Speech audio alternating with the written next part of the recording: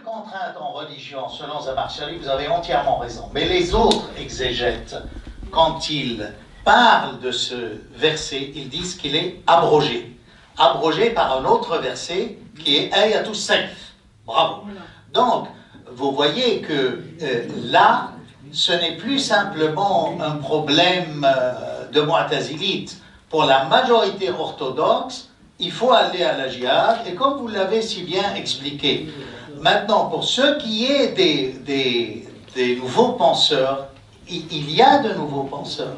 Par exemple, Sayyid al-Qubni est énorme dans tout ce qu'il a produit comme critique.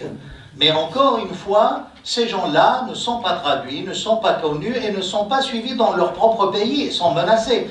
Prenez Faraj Fawda, pour répondre aussi un peu, évoquer le problème.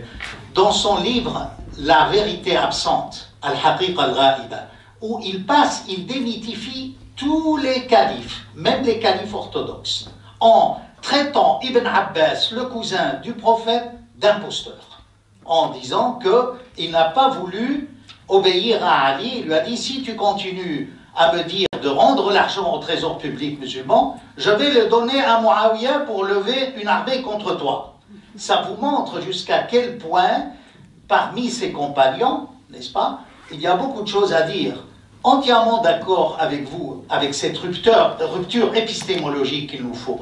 Mais malheureusement, les pouvoirs politiques en France et religieux ignorent totalement ces tendances. Et ceux qui tiennent l'islam en France, si vous voulez, appuient l'autre version.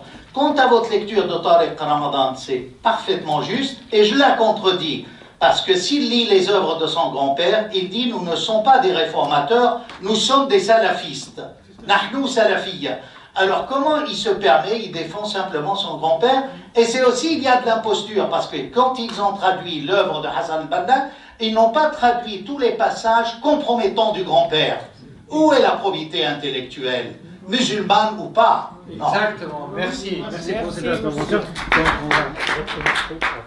Alors, juste, moi j'ai décidé de ne pas me taire, donc je prends la parole.